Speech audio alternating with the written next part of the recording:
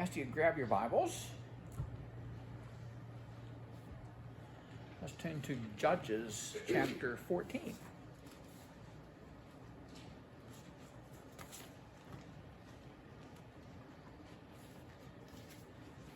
Kind of a continuation of Samson last week.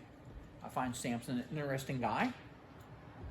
It's just amazing the things that he did, the power that God gave him, and how he was blessed even through everything. Judges chapter 14. It says verse number 1. It says, Now Samson went down to Timnah and saw a woman in Timnah of the daughters of the Philistines. You know, Samson, an Israelite, we know that. We know that he is Nazarite too, which is special. A Nazarite means he should be devoted to God. He was a Nazarite. He was allowed no grapes, no wine products. He was supposed to let his hair grow. He wasn't supposed to touch any dead body. That's just what it says in Numbers chapter 6. It explains all that to us. But why is Samson down in Philistine territory? That's just what kind of boggles my mind in a way. What's he doing down there? And what's he doing looking at the women down there? But he found this one woman that I guess he kind of covets a little bit. He would like to have her for a wife. But why a Philistine?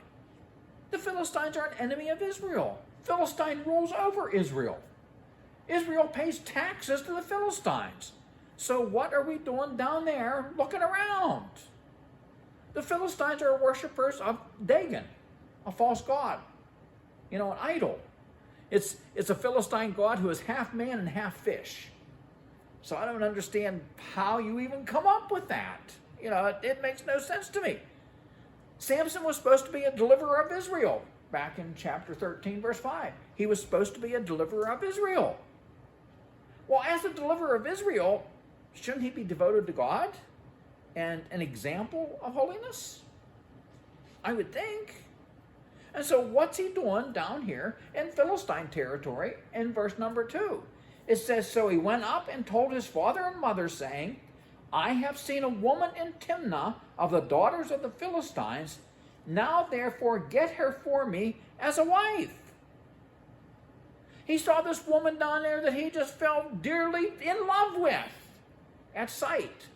I assume she must have been beautiful. She captivated him. And he goes back and tells his father and mother he wants her for a wife. Back at this time, there were always arranged weddings. That was just the way it was. That was the culture that it was.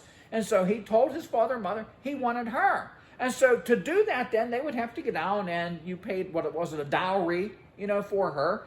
And then there was always this betrothal time, where you were considered married, but you weren't together yet and what have you.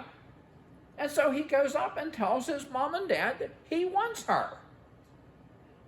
He says, get her for me for a wife. Well, in verse number 3, it says, Then his father and mother said to him, Is there no woman among the daughters of your brethren, or among all of my people, that you must go and get a wife from the uncircumcised Philistines? His father and mother says, Surely out of all the women who are in Israel, you can find one that you like. Why would you be down here in enemy territory looking around? But Samson said to his father, Get her for me, for she pleases me well. She was a looker, I guess. I guess she was a looker. But why would he be down here in the heathens, down here in the Philistines, looking to even try to take a wife? But he wants her. Verse number 4, it says, But his father and mother did not know that it was of the Lord.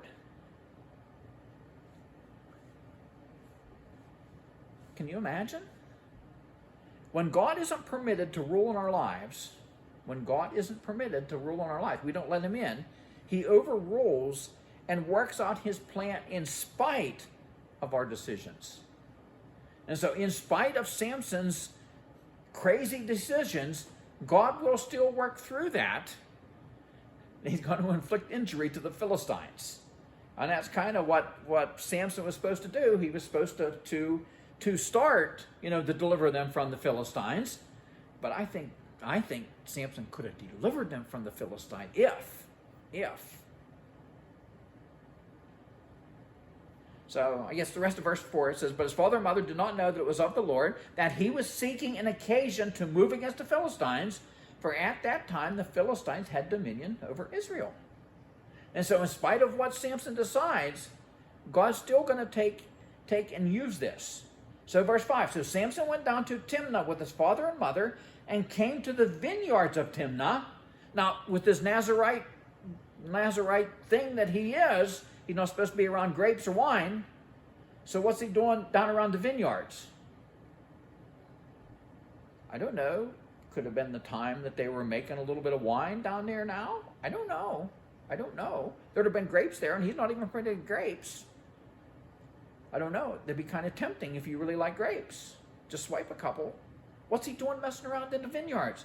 But the last of that verse says, but to his surprise, a young lion came roaring against him. Now, really, these young lions are the most dangerous because they don't have too many smarts. They haven't lived long enough to understand. They think they are the top of the clan, that they are the very best. Kind of like some of our teenagers, invincible. It doesn't matter. This lion thinks that. And so he comes against Samson, verse number 6, and the Spirit of the Lord came mightily upon him.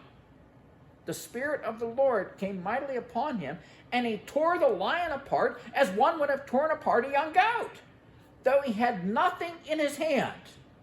He had no instruments he didn't have a sword, he didn't have a spear, he had nothing in his hands, and he tore this lion apart with his bare hands because of the Spirit of the Lord. But he didn't tell his father or his mother what he had done. He didn't boast about that. The Lord was with him, and he just did it. And so verse number 7 then he went down and talked with the woman, and she pleased Samson well. Father and mother went down, saw this good looker down there.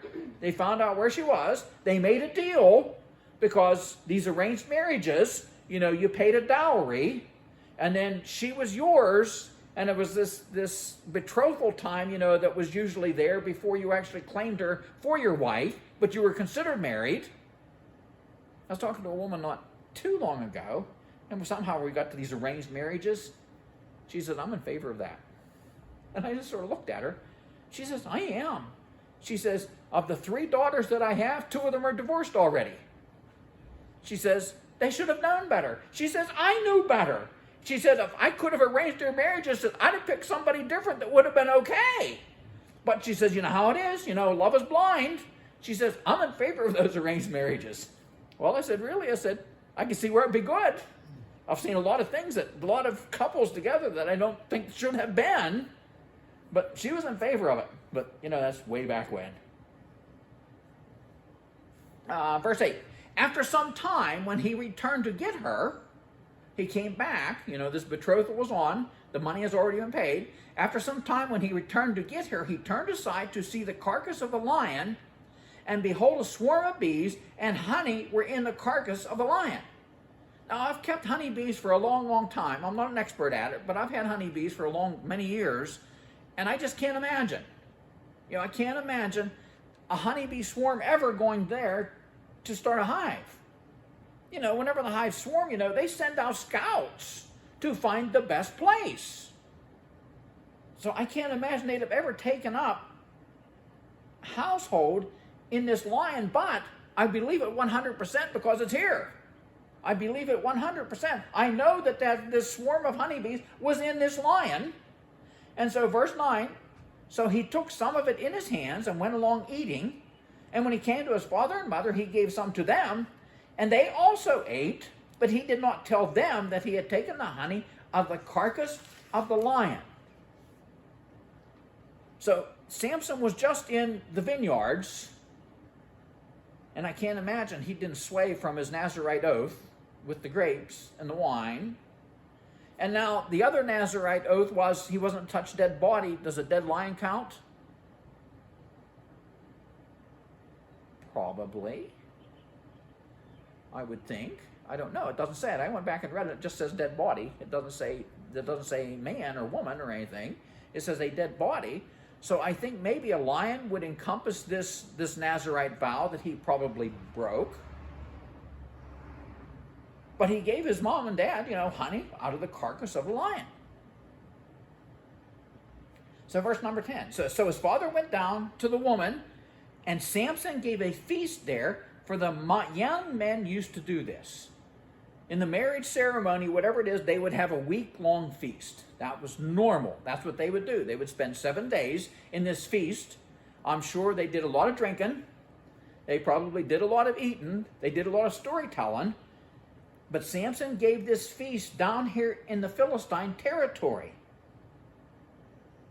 Verse 11, and it happened when they saw him that they brought 30 companions to be with him. I don't believe Samson took people from Israel down here for the wedding feast. I believe that his wife rounded up 30 men to serve as friends of the bridegroom. And I just wonder, maybe even if some of them weren't from the army, actually from the military, because Samson probably has a reputation. We don't really have much before this about what he has done, but it says also here that he has done way more than ever was recorded. And so Samson may have had a reputation already, of being a strong man, disagreeable or something. I don't know. So I don't know. I just think these strange thoughts, because she would have picked these guys to be his friends. But Samson really didn't know them.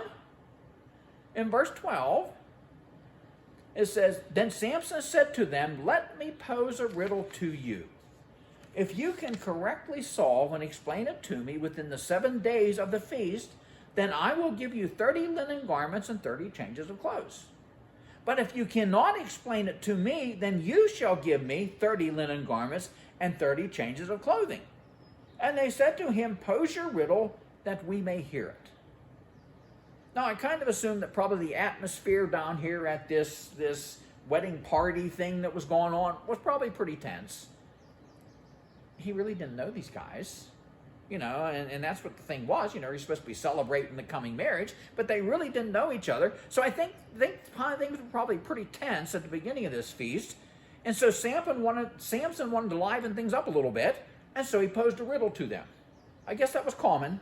I guess they were popular riddles at this time in history. And so he posed a riddle to them.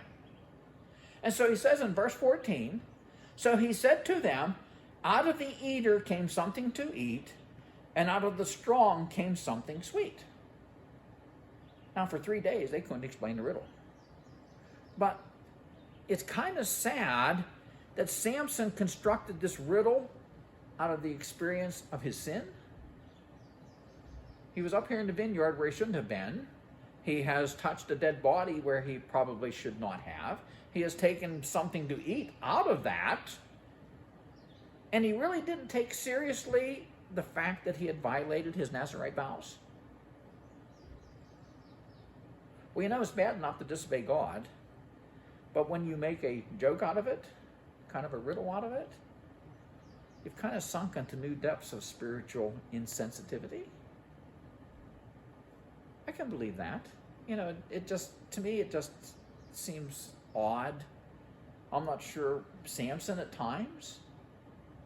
But in verse 15, but it came to pass on the 7th day that they said to Samson's wife, entice your husband that he may explain the riddle to us, or else we will burn you and your father's house with fire. Have you invited us in order to take what is ours? They were her guests. And so they said to her, have you invited us here just so you can take what is ours? And they threatened her with fire. They're going to burn the place down. Did that include them in it? I don't know. Maybe if they were there. I'm not sure. She's threatened. And so now I think she's afraid, because she must know her friends that they would carry that out. Because otherwise I would think it was just an idle threat. But I assume she's scared enough that she knows they probably would carry it out. And so in verse 16, so Samson's wife wept on him and said, you only hate me. You do not love me. You have posed a riddle to the sons of my people. Those friends were sons of her people, but you have not explained it to me. And he said to her, look, I've not explained it to my father or my mother, so why should I explain it to you? Samson said, I didn't tell mom or dad. He says, why would I tell you what the answer to this riddle is? But in verse 17, but now she had wept on him the 7 days while their feast lasted. And it happened on the 7th day that he told her, because she pressed him so much, then she explained the riddle to the sons of her people. So Samson finally tells her, Samson could kill lions with his bare hands. He could break ropes like they were nothing at all. But he couldn't overcome the power of a woman's tears. And so he told her. So in verse 18, so the men of the city said to him, on the 7th day, before the sun went down, what is sweeter than honey, and what is stronger than a lion? So he said to them, if you had not plowed with my heifer, I like that, if you had not plowed with my heifer, a heifer's a young cow, and so Samson says, if you wouldn't have worked on my young wife, he says, you would not have solved my riddle. They did break the rules. They didn't come up with the answer themselves. She told them what the answer would be. And so really would Samson have to abide by his, I guess it was gambling, I assume it was a bet. Would he have to abide by what they told him? Because they actually cheated. But he does. Verse 19, then the Spirit of the Lord came upon him mightily, and he went down to Ashkelon and killed 30 of their men, took their apparel, and gave the changes of the clothing to those who had explained the riddle. So his anger was aroused, and he went back up to his father's house. So he goes down, what did he say it was, 17 miles or something like that away. He kills 30 guys. He takes their garments, brings them back up. He delivers them to these so-called friends of his. And it said he was so angry that he went back up to his father's house. He left his wife there. But in verse 20, it says, and Samson's wife was given to his companion who had been his best man. His best man would have been a Philistine. I'm sure all these people, he didn't bring anybody down with it. All these people were Philistines. And so they gave his wife away. But there was already this deal made. The money had already been paid. Legally, it was his wife. So chapter 15. After a while, in the time of the wheat harvest, it happened that Samson visited his wife with a young goat, and he said, let me go into my wife, into her room, but her father would not permit him to go in. Her father said, I really thought that you thoroughly hated her, therefore I gave her to your companion. Is not her younger sister better than she anyhow? He says, please take her instead. They gave his wife away. So, did the father get paid twice? I don't know. So verse 3, and Samson said to them, this time I shall be blameless regarding the Philistines if I harm them. That's with an exclamation point. So, Samson went and caught 300 foxes. Could you imagine catching 300 foxes? That just boggles my mind. I can't even imagine that. It had to have been God. It had to have been him who delivered these 300 foxes to Samson, because otherwise where would you find 300 foxes? They must have really been plentiful. I assume God had them coming from all around. Samson caught 300 foxes. He took torches, turned the foxes tail to tail, tied their tails together, and he put a torch between each pair of tails. So he had 150 pair of foxes with a torch tied to their tail that are just running crazy. Verse 5 says, when he set the torches on fire, he let the foxes go into the standing grain of the Philistines and burned up both the shocks and the standing grain, as well as the vineyards and the olive groves. All the shocks that would have been out in the field that have been harvested, we see those over around Amish. Otherwise, we don't see them anywhere anymore. They're sitting out in the field, about yay big around, and I think they have another shock sort of sitting on the top or whatever, try to divert some of the rain from whatever. All of those burn up, plus the grain that was not harvested there yet that was put into shocks, and it went all the way over into the vineyards and the olive groves as well. It all burned. Well, the Philistines were upset. Verse 6 says, the Philistines said, who has done this? And they answered, look who they said, Samson, the son-in-law of the Timnite. They answered, Samson, the son-in-law of the Timnite, because he has taken his wife and given her to his companion. So the Philistines came up and burned her and her father with fire. I think they perished in the fire. The Philistines did. Came up and burned. So Samson says to them, verse 7, since you would do a thing like this, I will surely take revenge on you, and after that I will cease. Verse 8, so he attacked them hip and thigh with a great slaughter. Then he went down and dwelt in the cleft of the rock of Edom. He attacked them hip and thigh. I'm not sure how that meant. And it said it was a great slaughter. How many do we have? I don't know. I assume it's probably a multitude. I never forget how many was in the multitude either. But I'm sure it was a great slaughter. He killed a lot of those Philistines.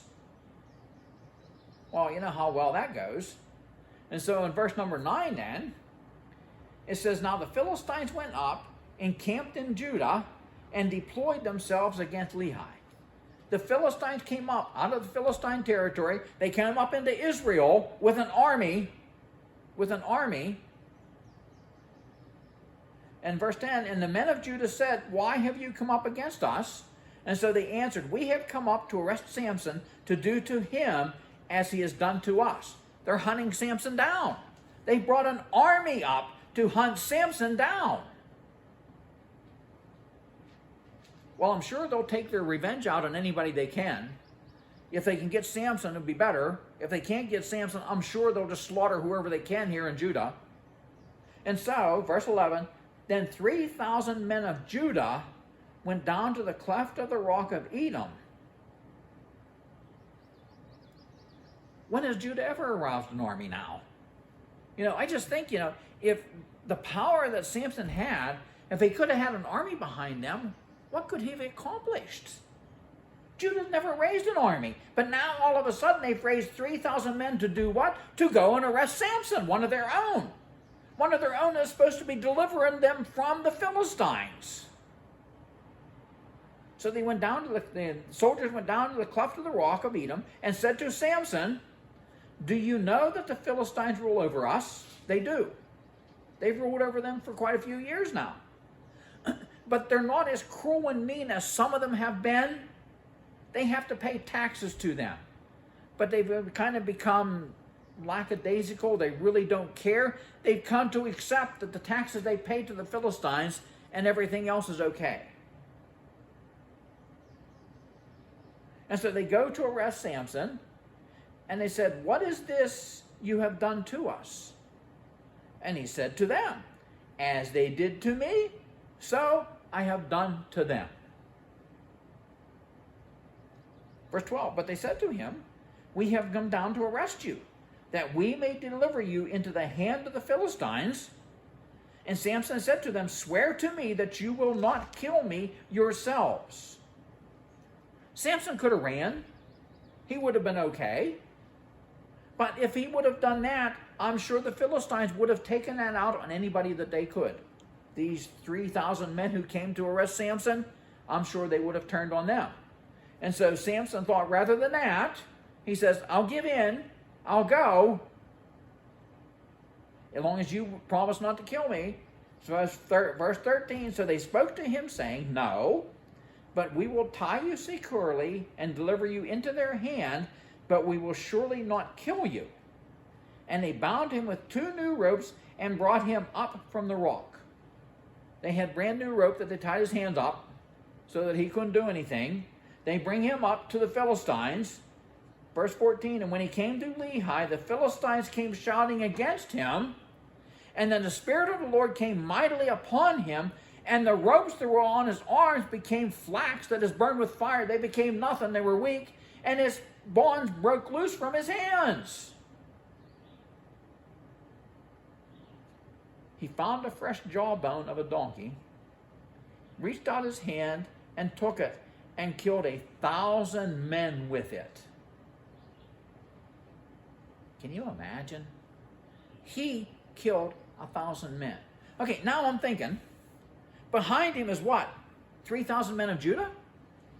They were there yet, weren't they? They delivered him to the Philistines. And so I assume all 3,000 of these men who were supposedly the army that wanted to arrest Samson, what did they do? If Samson himself killed 1,000 men, now they claimed that Israel wasn't allowed any kind of armament, any shield, any shields, any swords, any spears, anything that like that. I'm sure some of them still had, but they weren't allowed to have those. But yet Samson had just killed 1,000 soldiers. So wouldn't you have thought each one of them would have had something? Why didn't these men of Judah follow Samson? Why didn't they amass this army and come down and do what they should have done? But what do? They're kind of lackadaisical. They're okay with what's going on. They just pay their tribute money to the Philistines, and the Philistines let them alone. I can't imagine what would have happened. There was never an army behind Samson. Samson ruled as a judge for 20 years. And he was always a loner. He was a lone ranger. Nobody ever helped him. But I don't know if he ever tried to amass an army. But right here was one. And they just watched. Verse 16, Samson said, with the jawbone of a donkey, heaps upon heaps, with the jawbone of a donkey, I have slain 1,000 men.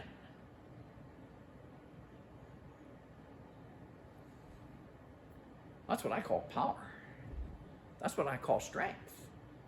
Samson's strength come from his hair? It did not. The story of Samson and Delilah. Everybody knows that story. We've heard that many times. His hair did not give him the strength. It's whenever they cut it off that he broke that final thing of the Nazirite vow that God took his spirit away from him. It was always the Spirit of God that gave him the power. What time is it? We're good. I want to do 3 more verses. Chapter 16. You can read in between there. But I want to do chapter 16, the first 3 verses. And then Samson went to Gaza and saw a harlot there and went into her. Here he is carousing around again. He found himself a prostitute in Gaza. Well, when the Gazites were told Samson has come here, they surrounded the place. They lay in wait for him all night at the gate of the city. They were quiet all night, saying, in the morning, when it is daylight, we will kill him. They have him surrounded. There is nowhere else to go. I am sure they have amassed every man, every soldier, every weapon that they could, because they know about Samson. They have amassed every one of them they could to meet at daybreak so that they can arrest him, so that they can kill him. But verse number 3, and Samson lay low till midnight. Then he arose at midnight, took hold of the doors of the gate of the city, the big gates there at the city. He took hold of the doors of the gate of the city and the 2 gate posts, pulled them up, bar and all, put them on his shoulders, and carried them to the top of the hill that faces Hebron.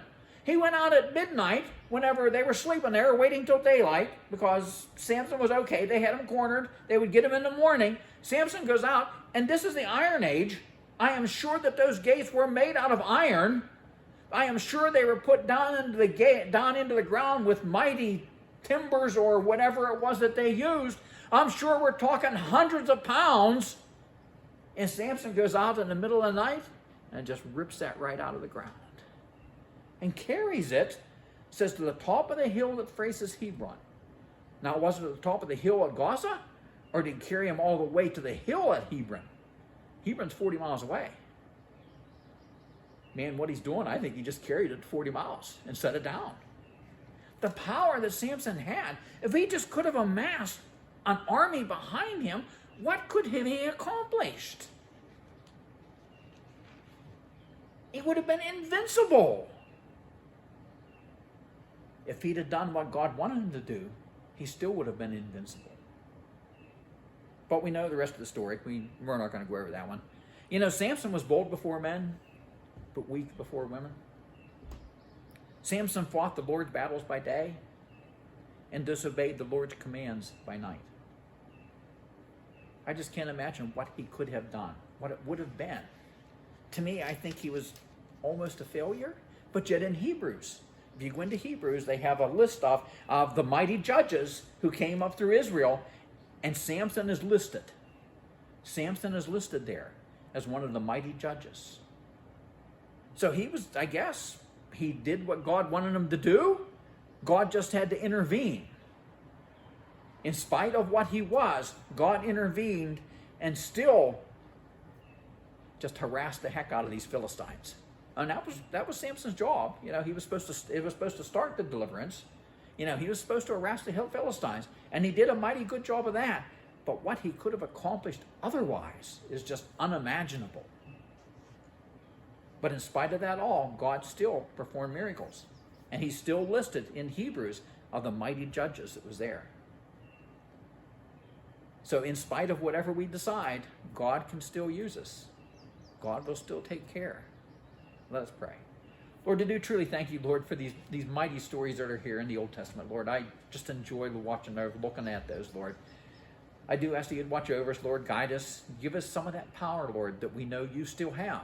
Give us some of that power so that we can withstand the fiery darts of the devil, so that we can do your will, and that we can proclaim to the world that you are awesome, that you are the mighty God, that you are in charge of everything, and it's only through you that we have salvation. We do thank you for all of that. Give you the praise in Jesus' name. Amen.